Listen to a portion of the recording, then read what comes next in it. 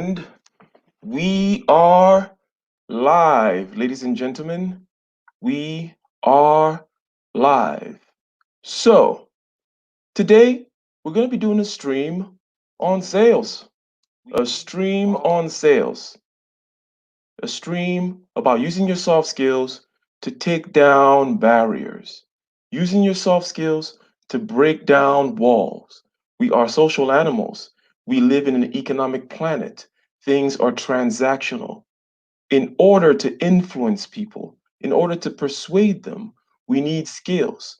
Regardless of what your endeavors are, regardless of what your life path is, whether it be purely in the creative and artistic frame or something that's purely in the commercial frame, the higher up you go, the higher up you go in any of these pursuits, the more important your soft skills are going to be. So today we have a guest.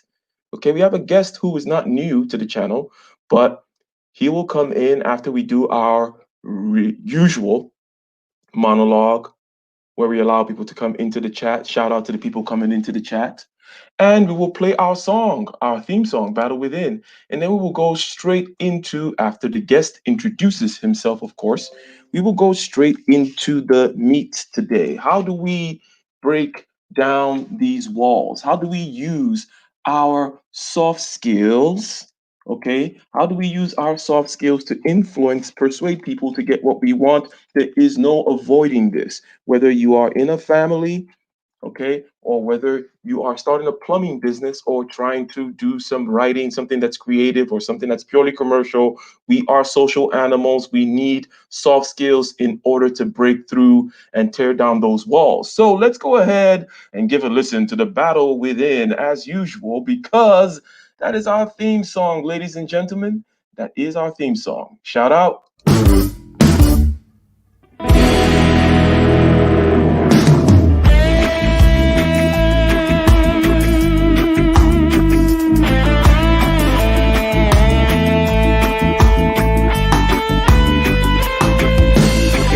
On the shore, relentless in the war, the legions in our hearts, shed waters in our balls, the spirit and the flesh, the emotions that arrest, the cerebral will contest, propelling the unrest. Preachers and bandits with means underhanded, the teachers pedantic and lack understanding. So sweep out the sand with the broom in your hand, stand up, make we burn Babylon. Guess I can give the world to you, but the falling of the curtain is for certain. Be careful where you lurking, demon searching. The spirit and the women fight the battle within. Cause I can give the world to you, but the falling of the curtain is for certain. Be careful where you're lurking, demon searching. The spirit and the women fight the battle within.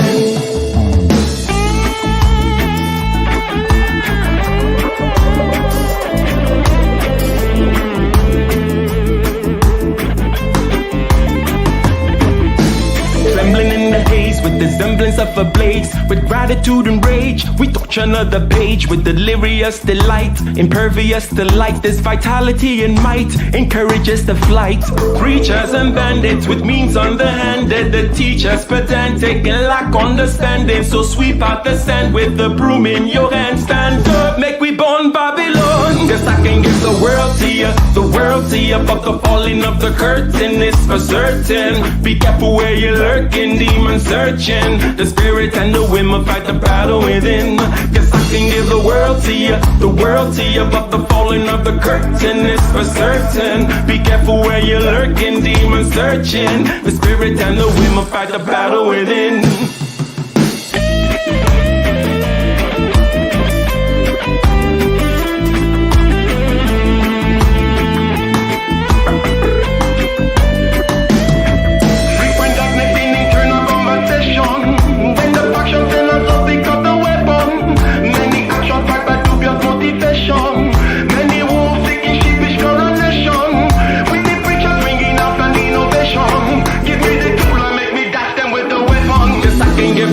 to you, the world to you, but the falling of the curtain is for certain. Be careful where you're lurking, demon searching. The spirit and the wind will fight the battle within.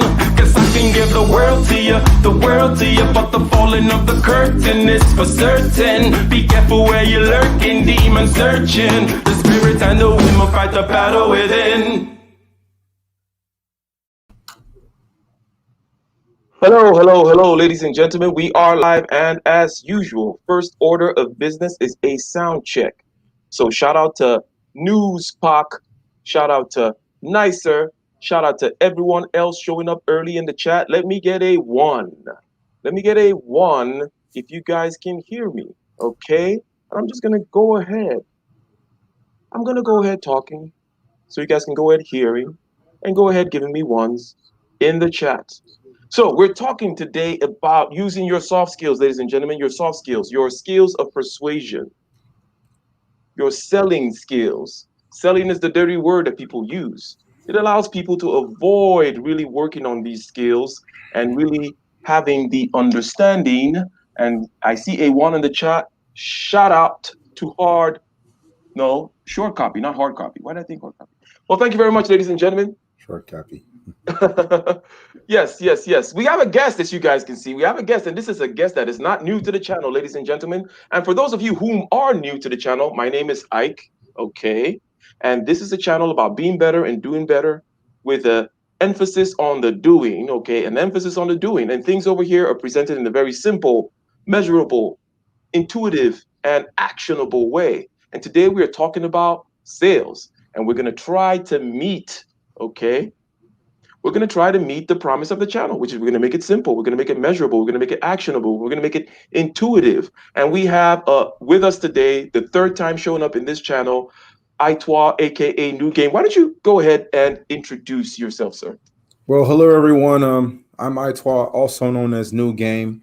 I'm a man of many colors, fashion, styles, skills, and lifestyles. But one thing that's consistent about me, I am a doer. I use these a lot. I use this a lot. And when you combine this and this together, you could become anything you want to be, whether it's professionally, athletically, because most sports are going to involve your hands and some of this. So I do a lot of different things, but today we're going to focus on the topic at hand here, which is bringing down walls, right? Bringing down walls. And we're going to go right into it because the first time I interviewed you on this channel, and you guys could go ahead and check out that video. It's called Conversations with a High Value Man, President of American Heritage University. And Aitua, by the way, is the president of American Heritage University. We brushed on the topic of sales. And you mentioned that sales is about bringing down walls, bringing down barriers. And I found that particularly interesting. I was like, you know what, we're going to need to revisit this at some point. So what did you mean by that? What did you mean by bringing down barriers? Well, you have to understand first that when there's a deeper understanding in sales about consumer behavior. Let us take the pandemic. At some point, you're now forced to work from home, or as I say, live at work, right? You have to work from home. So there is a need that I need to go get perhaps a webcam if you don't already have one. So the first thing every salesperson must understand is that when someone shows up to an environment where they're going to buy something, it's because a need has been triggered. But those needs are often hindered by financial constraints, or tradition or culture, or take a married couple. Maybe the wife says yes, the husband says no, but in an effort to promote peace in the relationship, one of them reluctantly follows the other one. So that's the first. So walls come to you in sales for a variety of reasons. A cost reason.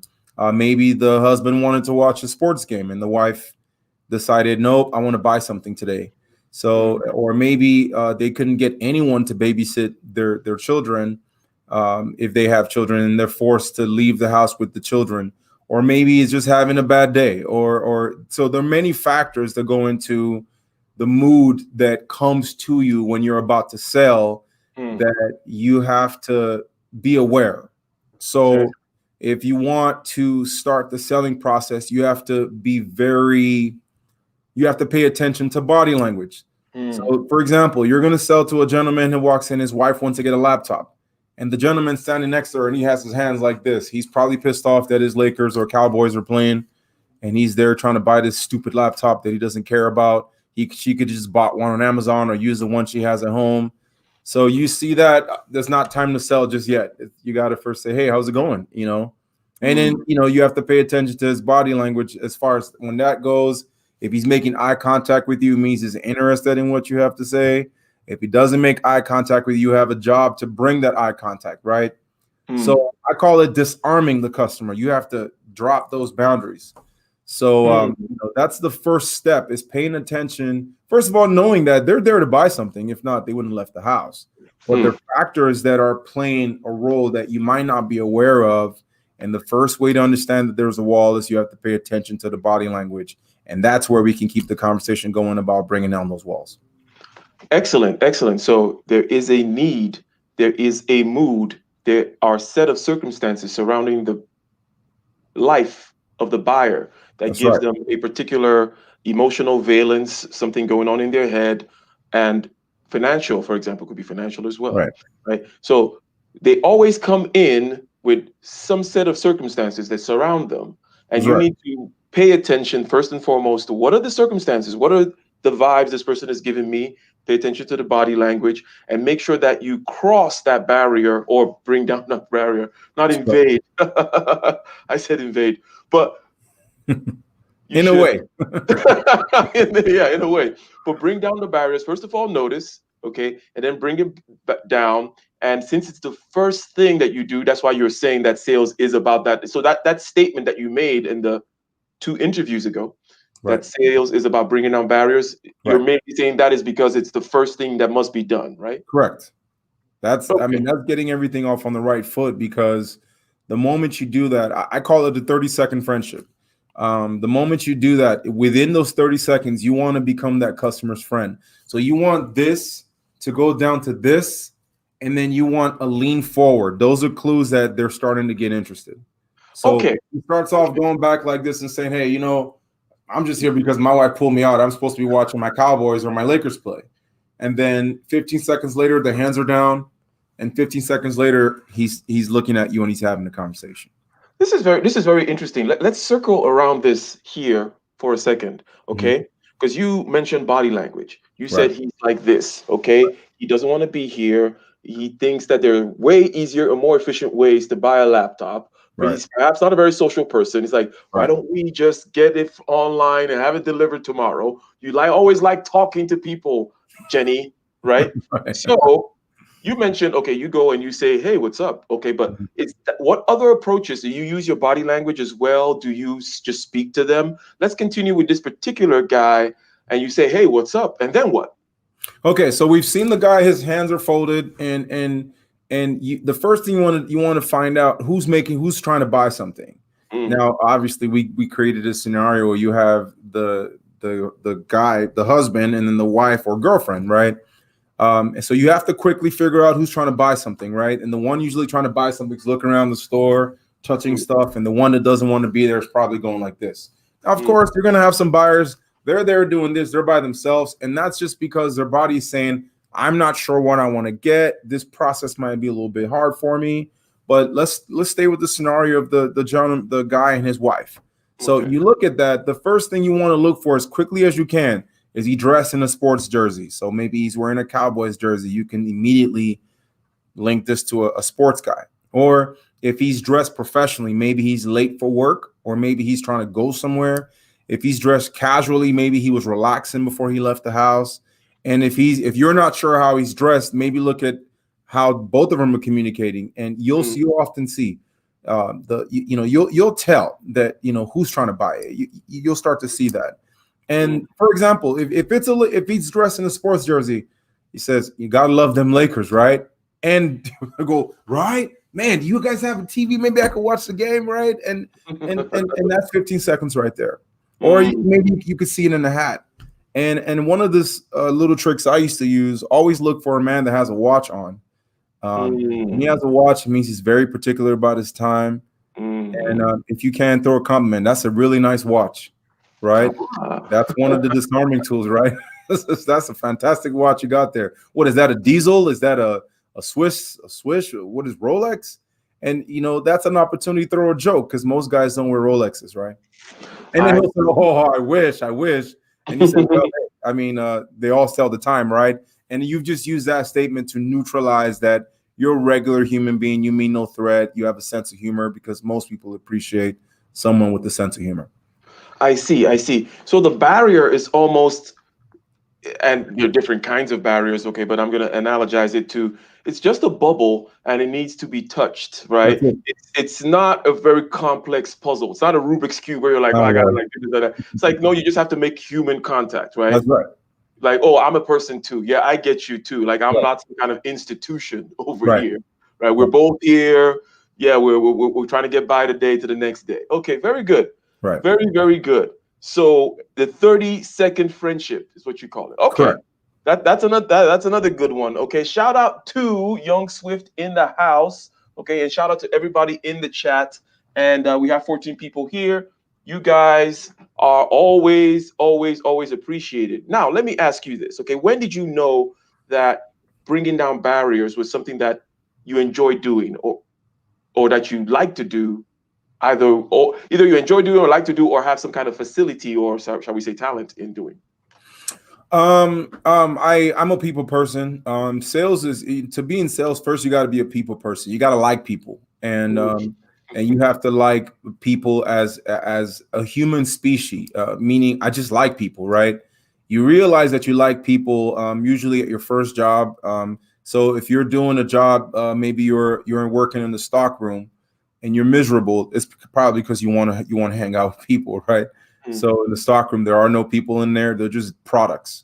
So if you find yourself being miserable in a stockroom, or it means you probably want something to do with people, and you have to know that people are humans and they're just like you. One of the biggest things I learned in sales, a customer is just like you. They want to be spoken to nicely. They want someone to respect their time. They want someone to give them something that's going to make their life better. Especially you want to make them feel valuable, right? So all things considered, when I knew that I liked hanging out with people, then I started to enjoy the process of understanding consumer behavior, how people reacted when they wanted to buy something, how people reacted when it's for their children, or when or the most fun for me was selling them something that they didn't know they needed.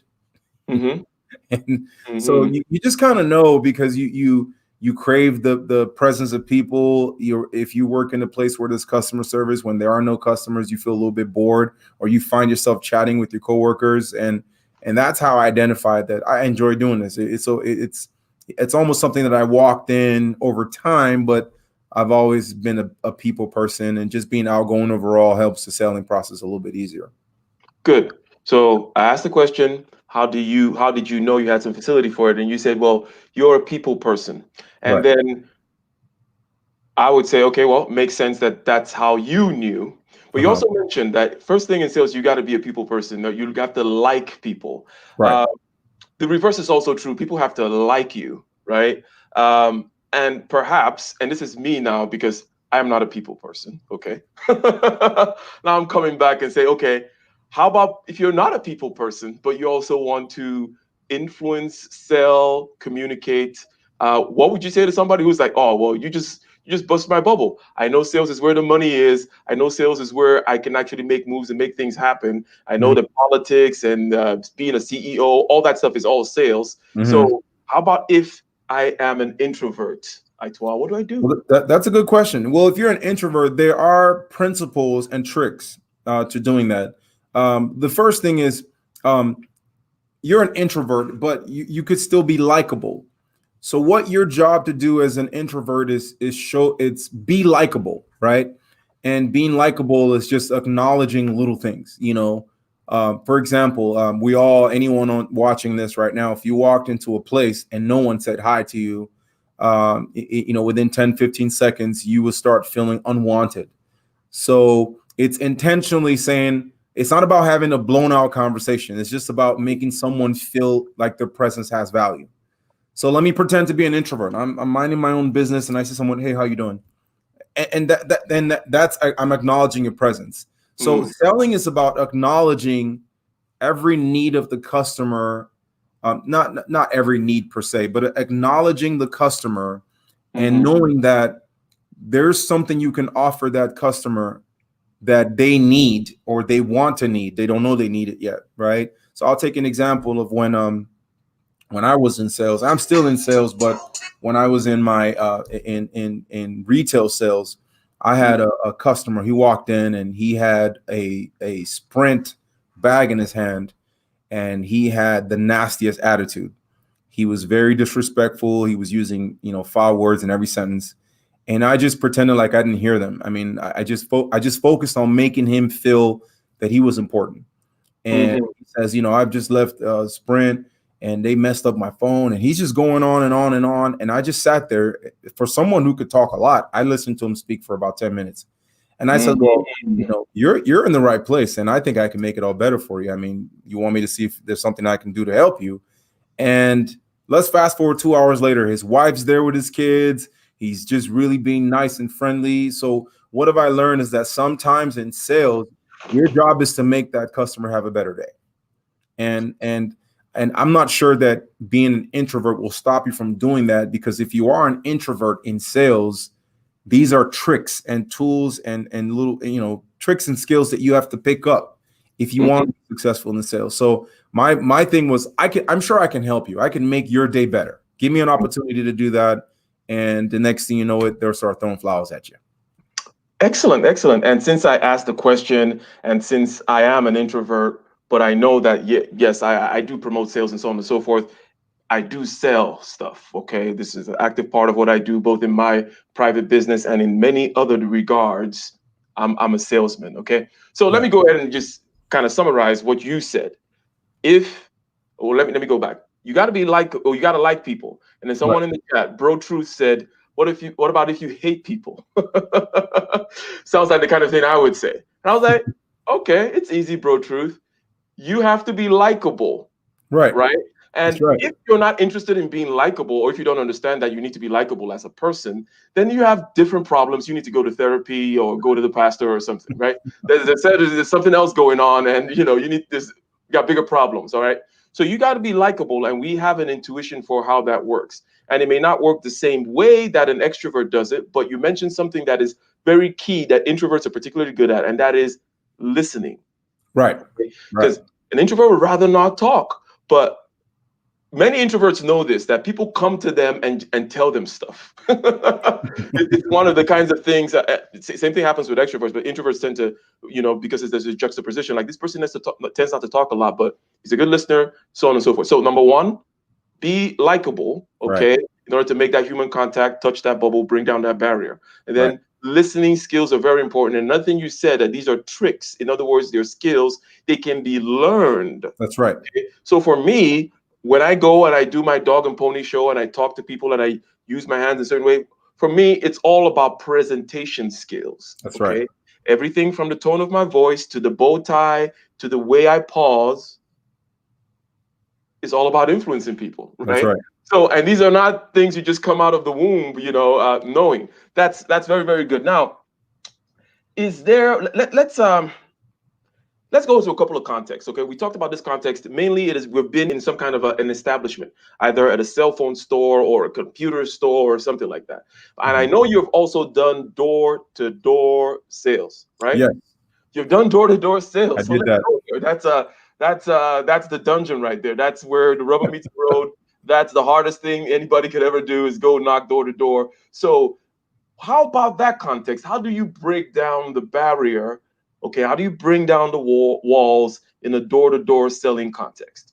Well, let me spin that around to say that door-to-door representatives are often promised some extraordinary incentives when they pull off those sales, right? So that's the key, the main driver for door-to-door sales. The incentives are fantastic. And with all sales jobs, there are really good incentives, but door-to-door sales are particularly harder, but the incentives are higher. Now, with door-to-door sales, what I enjoyed with that is I would paint the picture in my head with how I thought this was going to go. So I would just imagine that I'm going to knock on this door and I'm going to say this, I'll say that, I'll say this, I'll demonstrate the product, I'll be nice, I'll be a good listener, and I would lay these rules out in my head, and then every time I do knock on the door, I would get the opposite. So what was always fun for me was trying to match the movie that I've created in my head. And Okay. it brings out very creative ways to do that. I'll give you an example. For those of you wondering, the door-to-door sales that I did was for a company called Cutco. They sold these extraordinary knives. I bought one 7 years ago, and I still have it. It still cuts pretty good. And the knives are very expensive. Like, they were expensive. There was a knife. One knife was like $80 just for one knife, and the set was like $400 or $500. And we're talking. This was back in, I think it was 2003. You know, this was, and so $100 back in 2003 was, Yep, for a night too. Yeah. And the lady, first of all, she stuck her head out the door and didn't open it fully. Again, body language. That means that I'm not ready to receive anyone. I don't know why you're here. Get out of my house. So, and as soon as I said that, I said, hey, I know that you're probably busy, and here I am interrupting you, but I was told that you would be interested in this product. And if you just give me a little bit of your time, I'll show you. I mean, that's all I need. And then the rest of her body came out the door, and she says, okay, what you got? And I just first said, oh, your house smells nice. What is that, cinnamon pie? And yeah, I just did some baking and all. So come on in. And I'm like, oh, and we start talking about cinnamon. And at that point, I was just her friend. And then she was the one that says, wait a second, you're here to sell me something. I'm like, you know what? I could just go. I mean, this conversation was just great. She's like, no, what you got? And as I brought the whole package out, she says, you know what? You're such a nice guy. What is the cheapest knife you have? I was like, we have one for $80. I'll buy it. And that was it. So I mean, but was that the plan that I had in my head? No, I thought I was going to bring out my ropes and demonstrate my cutting skills and show her the catalog. And I thought that I was going to break down walls. So what you want, the most important part of any sales, just be likable, just be friendly. And once that is established, then they're going to, that creates trust. The moment they trust you, they'll let you come in their house. And in that setting, the house is the ultimate trust factor, right? That she said, come into my house, come sit on my couch or whatever. If that were in a retail environment, it would be, well, let me let you in on my problem. Let me let you in on how much I can afford. Let me let you in on how much I might spend today, things like that. So the biggest thing with door-to-door sales, the most difficult thing is the fear of the unknown. You never know what you're going to expect, right? So the key thing is to always go there ready to make the nicest compliment, acknowledge the little things. If they have a daughter or son, oh my God, your son is so cute. Look, man, he reminds me of my nephew. If you don't have kids, make up a nephew, right? And there's a lot of BSing going on in sales. I mean, before I had kids, I had all kinds of nephews, and really it was just one nephew that I used for all the scenarios, right? and it wasn't so much more that I was lying to the customer, but I was creating a story that fit their lifestyle. For example, when I was selling jetpacks, I would say, hey, did you know that?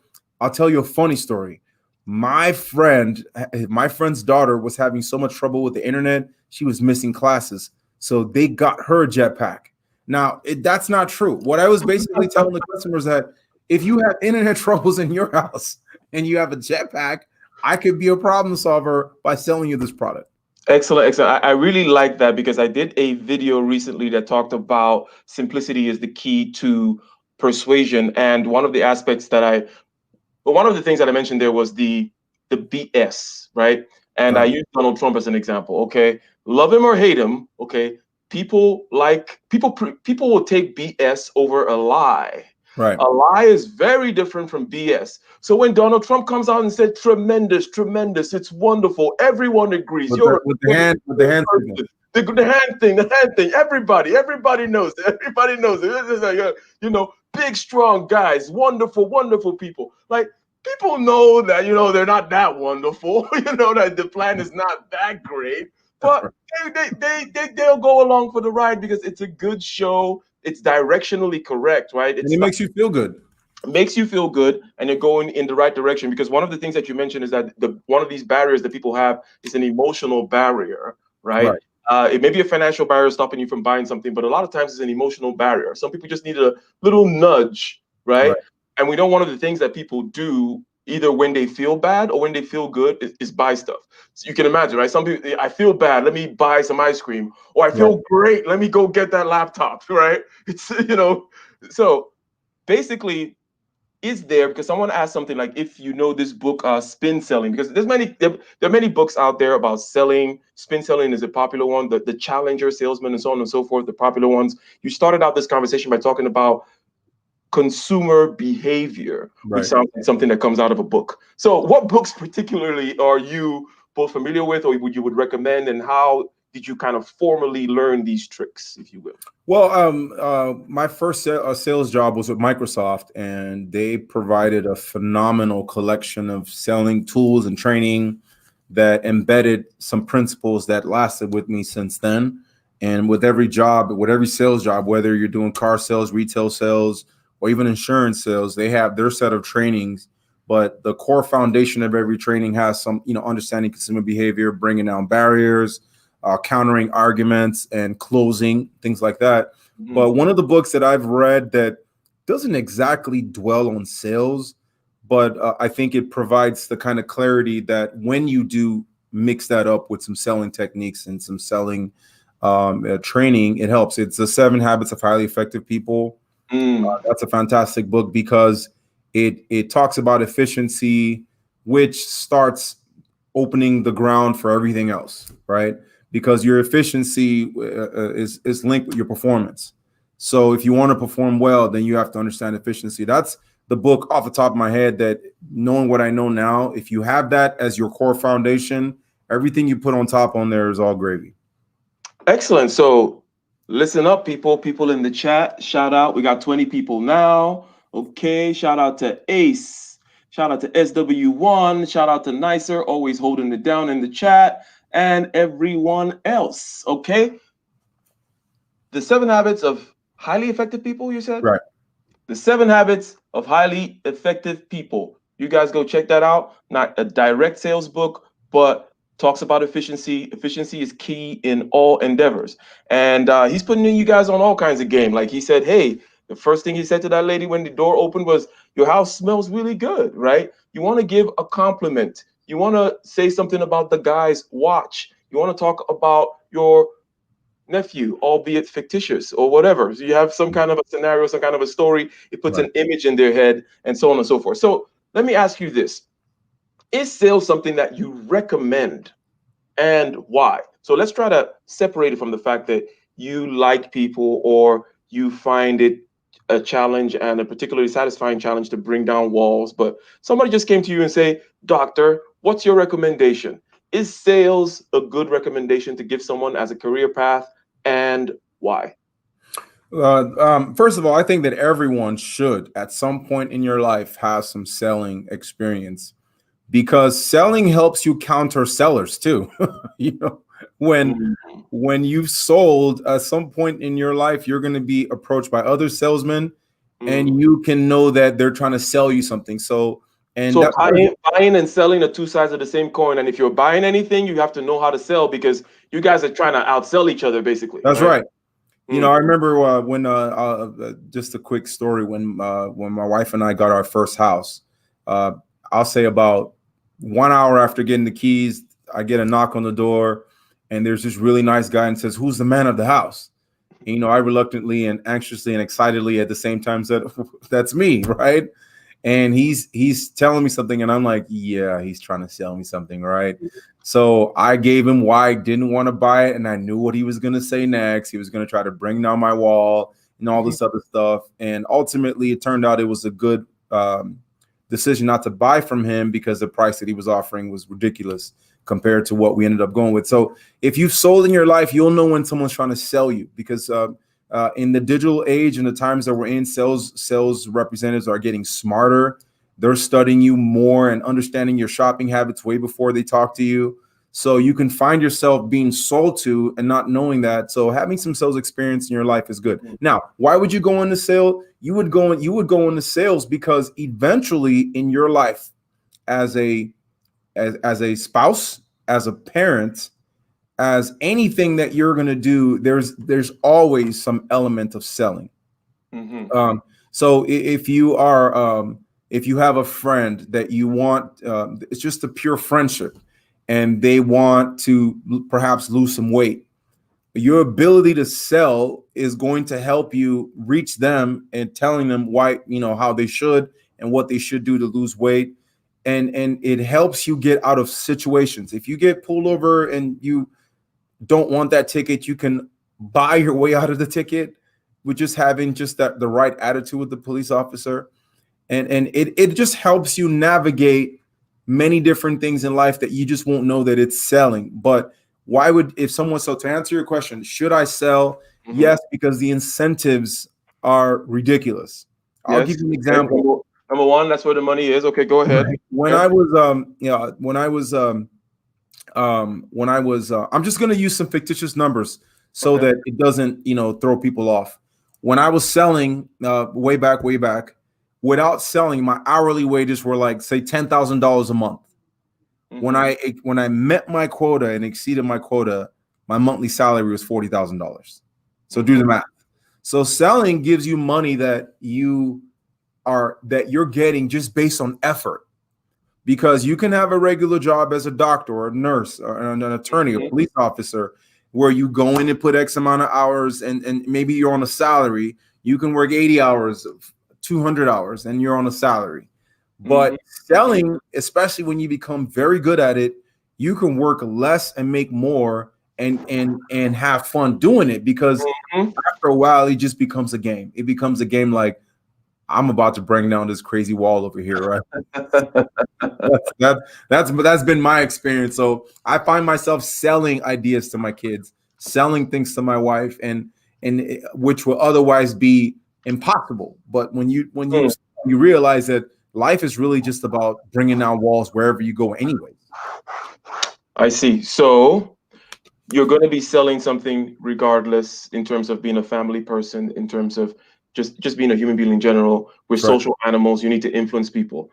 Also, the incentives are great. Okay. And something that I tend to add to that is that's kind of related to these first 2 points, is that the higher up you go in anything, whether, let's say, you are a plumber, the higher up you go and then you get your plumbing company, so on and so forth, the more of those soft skills are going to be important. It's not so important anymore that you because you're not going to be on the ground as much. You're going to need to be motivating people, either your employees. You're going to be out there trying to influence clients to come with you, and you're going to be motivating other people either to give you loans or to form partnerships with you. It becomes a soft skill game the higher up you go. So go and learn selling, ladies and gentlemen. And somebody said in the chat, so you saying we should emotionally manipulate people? No, we're not saying emotionally manipulate people. Okay, we're saying that I'll challenge you, the person that asked the question. I believe it was let me make sure. Okay, it was Young Swift.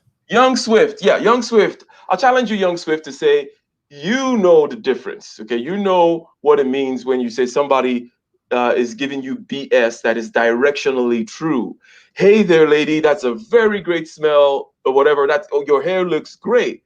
It's directionally true. You notice that she put some effort into the hair. That's why you picked the hair, right? Does it belong in the front of Ebony magazine? No, it doesn't. But you say it as though it belonged in the front of Ebony magazine, right?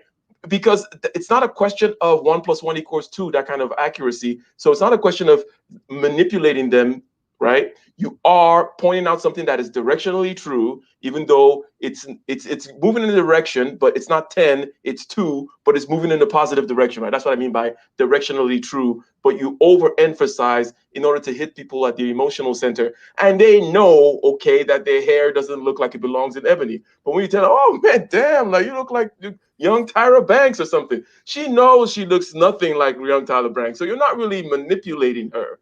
Well, if I can add to that, it's a lot of it is not, you'll get some people try to sell to you and they're over the top.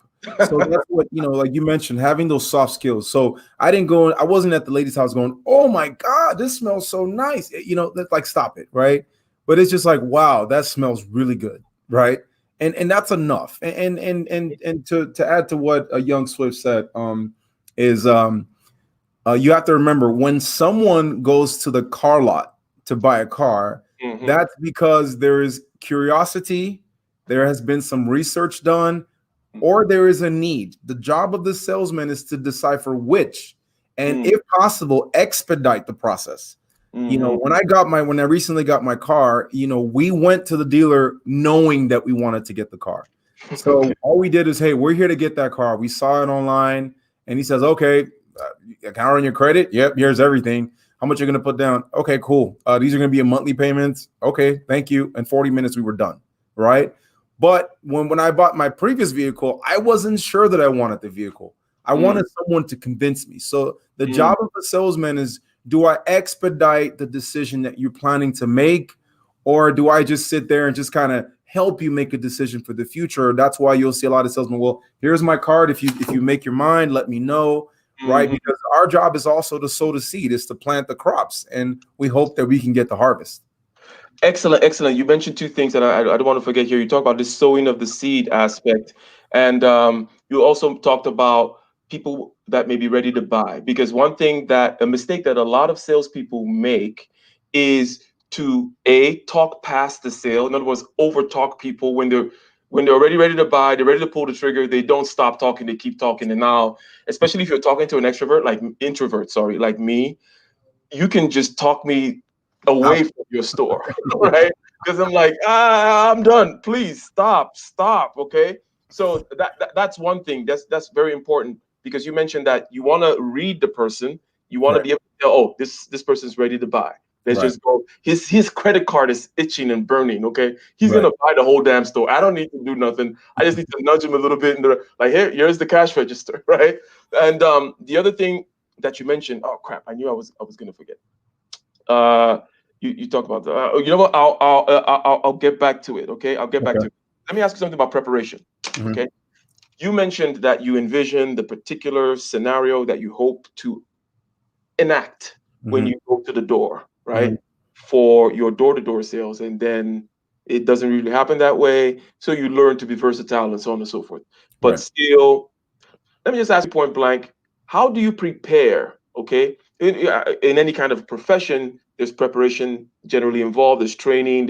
In sales, they talk about role playing and so on and so forth. What is your particular kind of preparation technique that you've used over these different roles in sales? Okay, I have a weird analogy that I use. We all have a smartphone. If you put an address in your smartphone, it'll tell you how long it's going to take to get there, and what roads to take, and in some conditions, the traffic situation. If you divert it to stop and get a drink or get gas, it'll rearrange to get you there. And if you happen to make a left to stop at your buddy's house, it'll rearrange, take you back over there. I envision that every sale is going to end up in a destination. And destination is a signature, closing the sale. And so my job is, if we divert it this way, I have to bring you back here. If we divert this way, I have to bring you back here.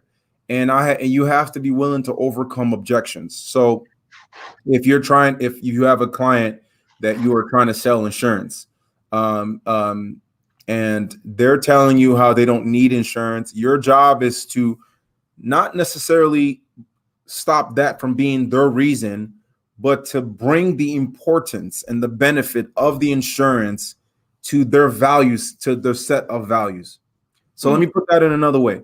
If you want to buy a new car, I'll use something a little bit simpler. You want to buy a new car, and gas mileage is super important to you, and top speed is super important to you. But I'm trying to sell you, perhaps I'm trying to sell you a Mercedes. There are vehicles that have the gas mileage and the top speed that you're looking for that may not be Mercedes. So my job is to identify what is your value system, what's important to you, and is to constantly reinvent your thinking to match products that fit the customer's value. And once you do that, everything else is just enhancement. So let's assume that becomes a Hyundai Genesis, gas mileage, and it can has a little bit of speed on it, and maybe the monthly payment is $550 a month. for $50 more, I could sell you this BMW over here. I mean, it's one of the newer BMWs. It's maybe 2 miles less as far as gas performance.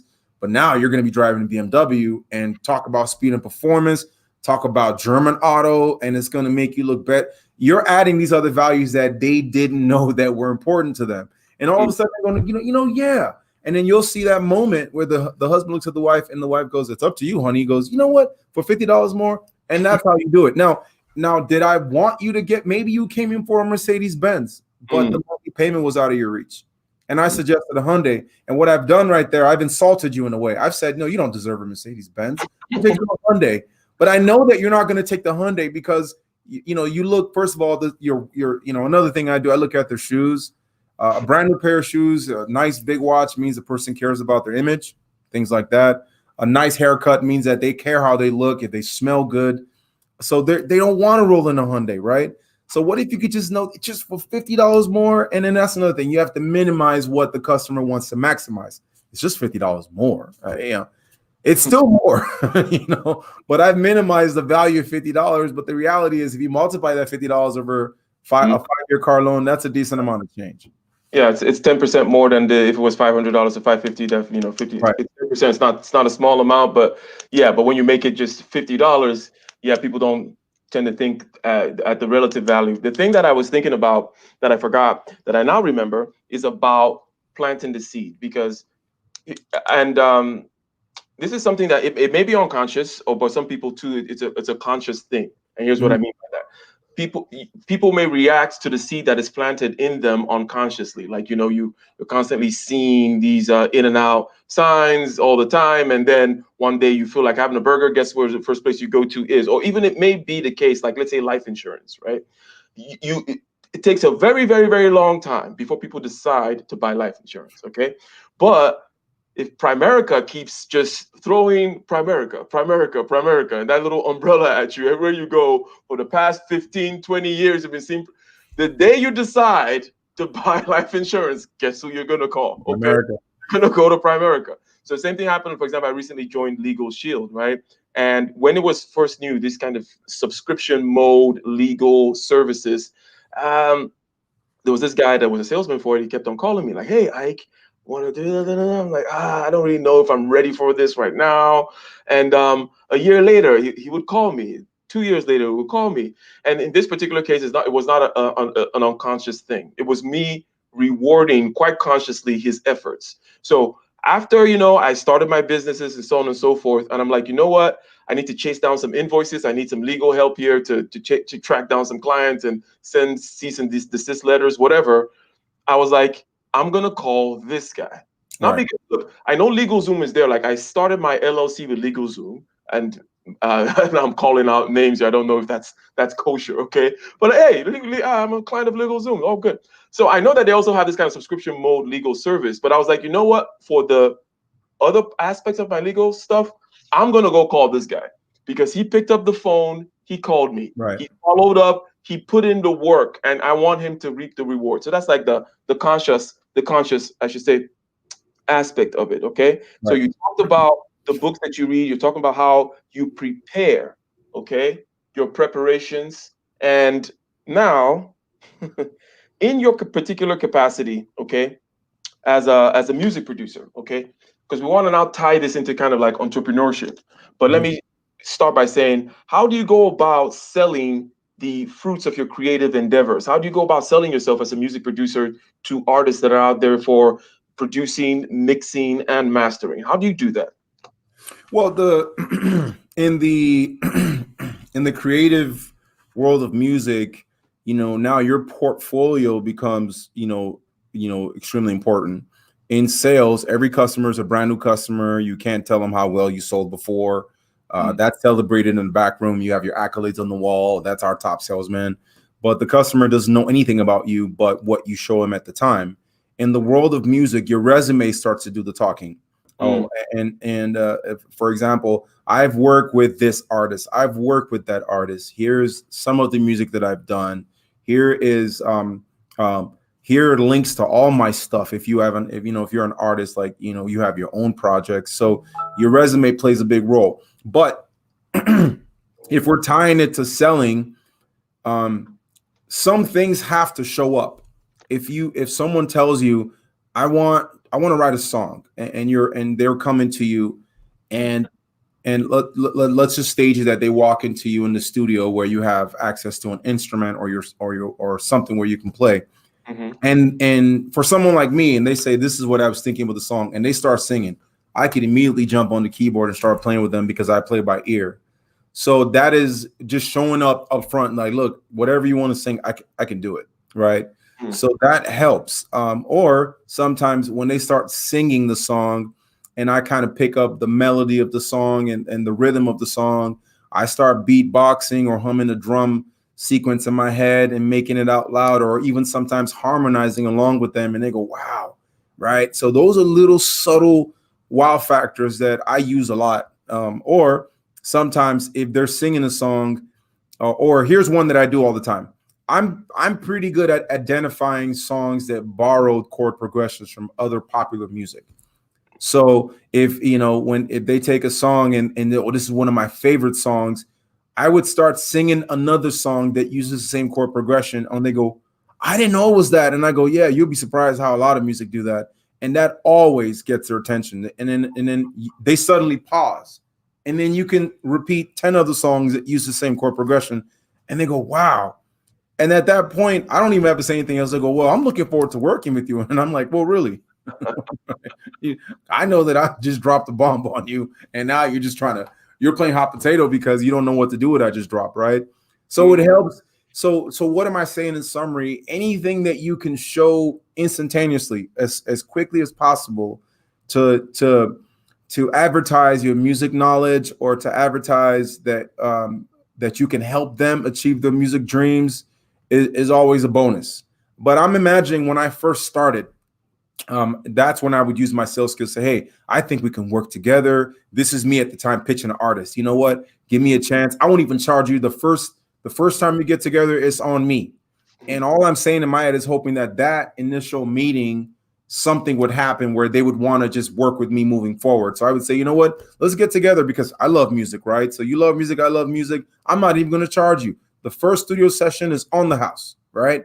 So at some point, that is what I like to call your sweat equity. You're just paying that price, and what you're doing is hoping that it creates an invitation for both of you to get together, and hopefully that takes it from there. But over time, it starts to be, again, your hands. Anything you can do with your hands, connect to what you have in your mind, that's usually what will sell you in the musical world. Excellent. So there's some sweat equity in the beginning. There's some free work in the beginning. You always got to give something a little bit for free, and Right. then as time goes on, your discography, or you being able to say, I've worked with this, that, and the other artist, starts to speak for itself. Great advertising out there already. So there's a big marketing part as you begin to build a body of work, and then even as you meet these people after building the body of work, you're going to be the things that you mentioned about chord progressions or beatboxing and so on and so forth. You're giving them a little bit of a taste, right? Right. You got to give people a little bit of a taste. Or you have an Instagram where you just be like, hey, let me show you this, a couple of, Right. you can even do that thing that you mentioned about the same songs that use the same chord progression on Right. Instagram. Just make a quick one where you're just playing the same chords, singing Right. 100 songs, right? That's Right.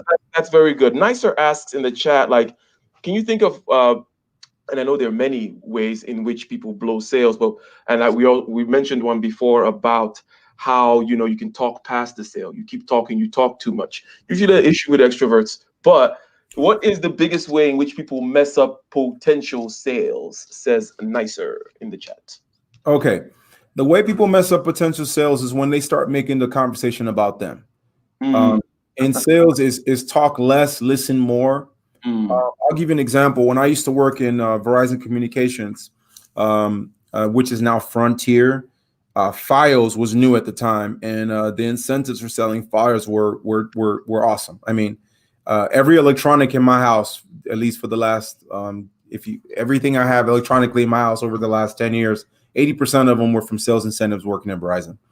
And a customer walks in literally with a flyer. They step into the office and they said, hey, I've got this flyer and I want to get your Fios service. And one of my, how do I place this nicely? One of my nervous sales reps happened to run to the customer, and we had this offer. If you close the deal, the customer would get a $600 Visa card. Okay. We all knew this. It wasn't special. So Mhm. I'll give you an example how I used to use it. When I would eventually get the customer to sell, I would lean forward to the customer and say, hey, just for getting the service today, we usually don't do this, but I'm going to give you the $600 Visa card.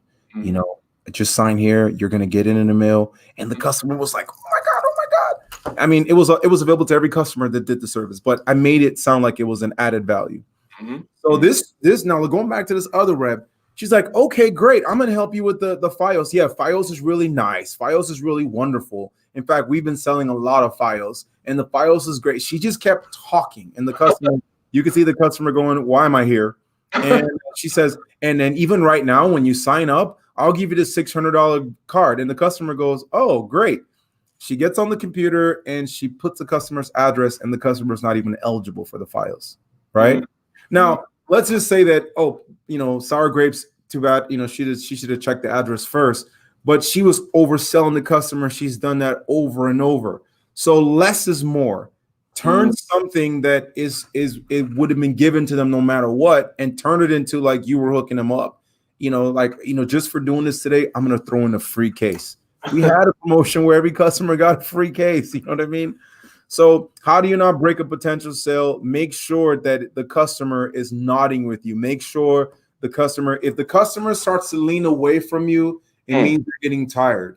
If they start to put their hand on their chin, they're getting bored of you talking. If they seem to be grabbing their cell phone, they're just tired of you. So less is more. When you see those things happening, stop. And then don't ask close-ended questions like, are you happy? The answer would be no. But Yeah. how happy are you? You encourage a conversation. So Yeah. watch out for questions that end up in a no, yes, maybe, sort of. Ask for One, open-ended two, three, questions. four. Those kinds of things where it's like, what time it is. What is like? It's like, no, don't ask. Usually questions like how, like you said, how happy Right. are you? You want to try to use how or why is it or what's the process? When was the last time? Well, no, not when was last time. You want to avoid the when. But yeah, ask And one open. thing I want to add to that is, it's a technique that a lot of has been used on everyone at some point. Maybe you don't know it. If I want you to get something, maybe it's an add-on, because if I sell you a carpet, and I can say we're going to add carpet protection, that's an added incentive for us to a salespeople. And I can sell you a softer cushion on this end; those are added values, right? And if I don't want you to get something, I can also not want you to get it. So let's take example of a carpet.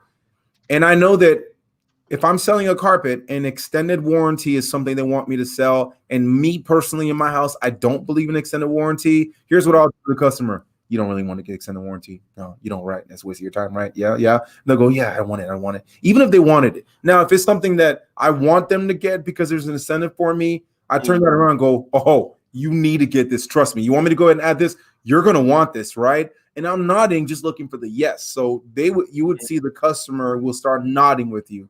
So that's one little subtle trick. So if your customer, if you feel like you're about to lose a potential sale, start getting a head nod back in there. So talk about the weather. It's been hot out there, huh? Yeah. And then you're encouraging the yeses back. Mhm. And then if you see them looking at their time, because that means you're about to lose a sale. Say, and they start going and say, oh, we're almost done here, and maybe it's another 40 minutes, right? But saying we're almost done just calms down the nerves a little bit, right? Good, good, good. So the question was how people blow up sales. The answer is by over talking. Less is more. Less Right. is more, right? And one thing that I usually say, and I think I learned this from Grant Cardone, one of these sales guys. He wrote a lot of books. He just since I mentioned his name, and I'm going to talk about one of his ideas, I might as well mention one of his books. I think "Sell or Be Sold" is one of his books. The other one is "Be Obsessed or Be Average." And he talks about, look, if you got an hour long sale, okay, you want to read the room and stop at least every 15 minutes to see if we're done here, right? Like, have you seen enough to make a decision, or is this just something that you can see that could help you, like that kind of a thing, rather Right. than go on. Now I'm going to tell you about the next feature and the next Right. feature. That goes to your point about making it about you. So you said that people blow it when they make it about them. And it's Right. not just really, oh, it doesn't mean you're talking about yourself. It means you're talking about your product and Right. the benefits of your product, and you're going on and on and on and on about it. And speaking about, I'm not going to take too much of your time. I know that the hour is approaching, but this is very great information.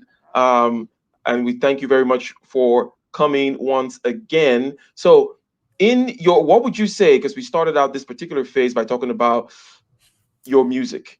Now, what's the relationship? What is the relationship between sales and entrepreneurship? Well, if you know how to sell a product, when you become an entrepreneur, you have to know how to offer your services to people. So when I was in sales, I was very good at my customers or clients will always feel like they know me and they trust me. They can tell me anything. And I had a customer that once said, "Hey, here's my credit card number and everything. Go ahead and do the whole sale. I'll come back and sign it." So, when you have that experience, being an entrepreneur is a lot easier because Mhm. then all of your selling skills come back to playing. So, because there's some entrepreneurs that don't know how to sell, but maybe have the right salespeople in place, and that comes over time. But as I mentioned earlier, you have to be able to pass soft skills to your team, and being likable is always good, right? So if you're likable, that means you can sell. If you understand, consumer behavior, that means you can break down barriers. You could be a friend in 30 seconds. If you could be a friend in 30 seconds, then you have someone that's going to listen to you. When they listen to you, they're going to trust you. When they trust you, if you make suggestions, they're going to believe it. And it's not because you're creating something that's not real, but you're really telling them something they didn't know and that's going to be useful or beneficiary there's going to be of huge benefits to their services, their personal life, whatever it is that you're selling. So the key thing to being an entrepreneur is being able to sell. Of course, in entrepreneurship, with when you have investors and maybe some capital, you might hire a team to expand your business plans, right? But if you're starting off like most people, you're a sole starter. You're the business, and you have to have some of those soft skills to eventually become the big company that most entrepreneurs aim or dream to be. Excellent. So a lot of people want to be entrepreneurs these days. It's not just something that is being promoted, but the nature of the economy, the decentralization, the decentralizing effect of the internet, and so on and so forth, makes it such that there are a lot of these kinds of opportunities to participate in both the gig economy and also be an entrepreneur, whether it be at Shopify or Amazon drop shipping, whatever it may be. So the point is, you guys want to do that kind of stuff. You guys want to monetize your art or something else like that. Selling is key. You also mentioned something about, and this will be the last question, okay? Sure. What is your management style, or how do you inspire your team? This may be vis-a-vis, it is a soft skill, right? To, management style and inspiration of your team, but also you can put it in terms of like a sales team.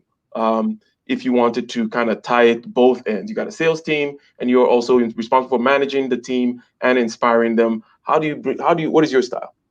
I'm a transformational leader, and for me, my motto is leadership is all about influence.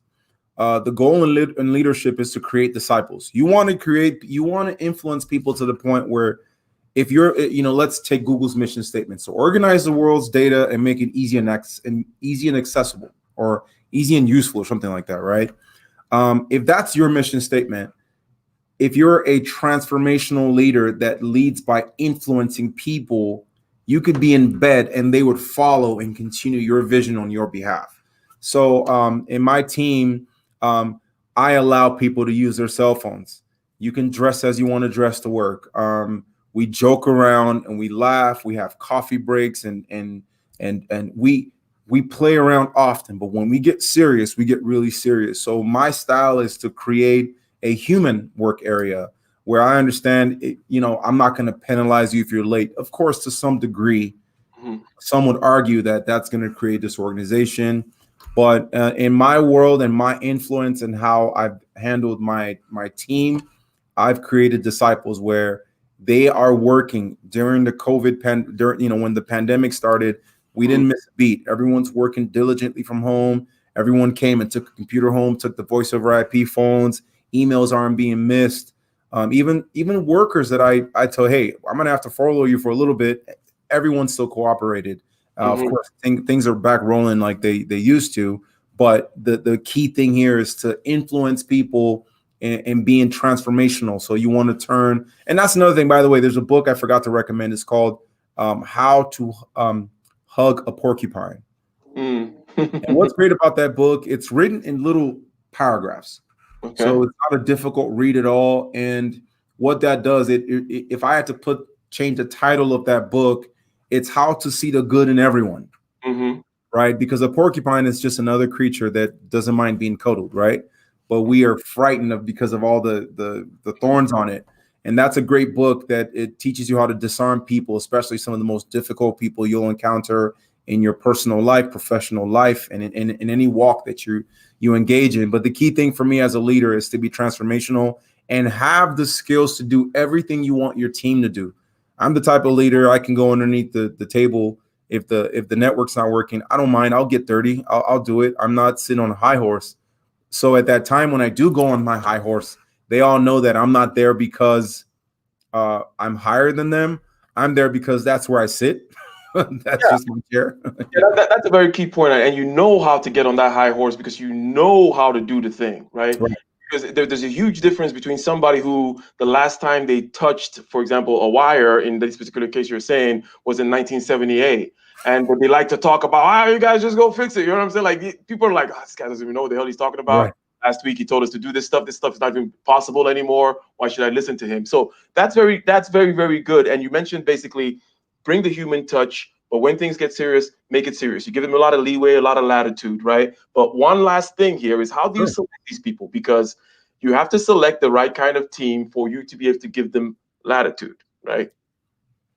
Yes. Okay. So what's often misunderstood is, people think that someone who, if you have a job, like when I did an interview, I had a young lady that I had interviewed. She was answering all the right questions. Her resume was bright, was well colored, and she passed all the check marks. And then after 2 days of working in the office, she quit. And her reason was it was too quiet for me. But what did I learn from that experience? An interview is full of BS. There's a lot of BS going. So the next person that I interviewed, I took into account what the last person said. So my very first question was, how do you feel of working in a very quiet office environment? And she looks me in the eye. She says, I love that. And I thought, okay. And till this day, she's still one of my favorite employees and one of my most efficient employees. Why? Because I learned through that employee that we're going to have moments in the business where it's quiet. When the students after our admission season, the phone stops ringing, the emails don't come in, it's dead quiet. So I wanted someone that could just sit there quiet and work. And I also wanted someone that's not like me. People sometimes, they're very much like me. No, I got someone that argues with me all the time. And what that in effect does, he forces me to stay current. He forces me to learn this part of the business. And specifically is my academics guy. I'll say, hey, we need 4 learning outcomes for this course. He'll say, how can we get only 4 learning outcomes? We need 6. And we'll argue. And then a year later, we'll have a report and they'll say the learning outcomes for that course was not enough. We needed 6 learning outcomes. So I've learned that, with him, he forces me to want to learn more. So in summary, how do I pick the right people? I look for someone that can work well when it's dull, knowing that there's always going to be that person that is going to be the chatterbox. I work with people that, surprisingly, when you're looking for keeping records, it's always good to get someone who's older and has children because they need to pay their bills and they have kids to support, so they take their jobs very serious, right? Don't put teenagers in records because they don't care. They can quit tomorrow. No disrespect to teenagers, but I think they're more effective in places where there's micromanagement like McDonald's or Pizza Hut or wherever those jobs are. But in an office job, you need someone you can hold accountable. I also look for people who aren't emotionally fragile. That way I can have a clear and honest conversation with them and they can handle it. So I have a team of about 7 people, and they're all very different. So it makes the workplace more fun. It makes it interesting. I have an older person in records, and I have a younger person. Oh, you could take this one. Sorry, I have the cleanup crew. So, but yeah, so that's how I go about my my team. They're all very diverse. No one is like me, and I would prefer I have no one like me. That way, I become unique in how I treat them and how I think. Because the more unique people you have around you, the more they influence your thinking, and that in turn affects your growth process and gives you experience that you can use in the future. Thank you. I see. You know what? Ladies and gentlemen, this has been a great episode.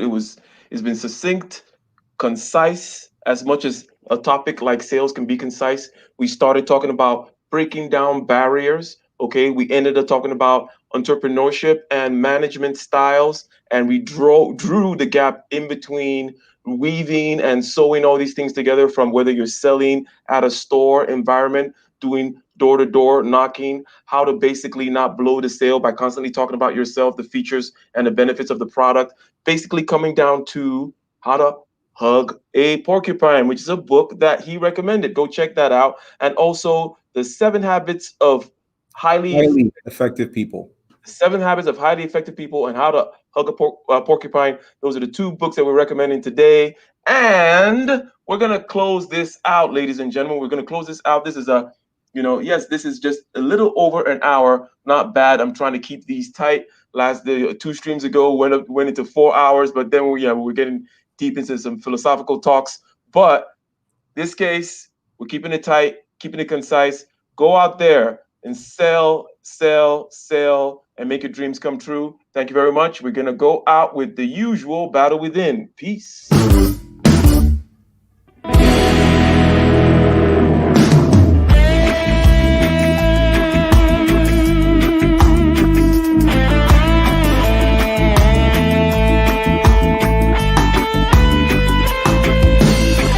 On the shore, relentless in the war, the legions in our hearts, shed waters in our balls, the spirit and the flesh, the emotions that arrest, the cerebral will contest, propelling the unrest. Preachers and bandits with means underhanded, the teachers pedantic and lack understanding. So sweep out the sand with the broom in your hand, stand up, make we burn Babylon. Cause I can give the world to you, but the falling of the curtain is for certain. Be careful where you lurking, demon searching. The spirit and the women fight the battle within. Cause I can give the world to you, but the falling of the curtain is for certain. Be careful where you're lurking, demon searching. The spirit and the women fight the battle within.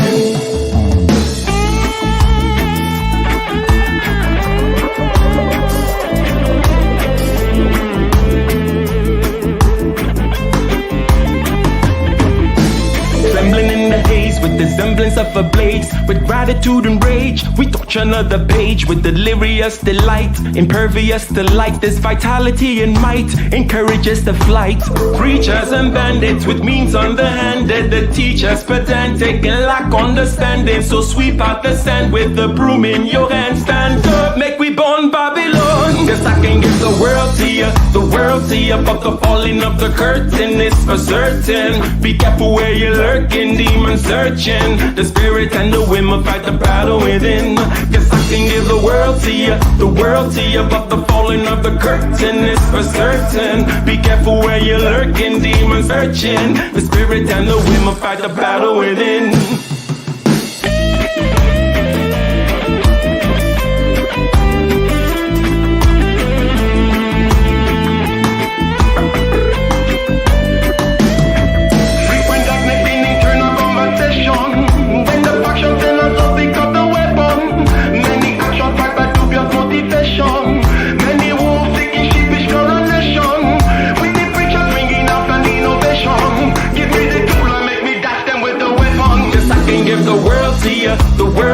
But the falling of the curtain is for certain. Be careful where you're lurking, demon searching. The spirit and the women fight the battle within. Cause I can give the world to you, but the falling of the curtain is for certain. Be careful where you're lurking, demon searching. The spirit and the women fight the battle within.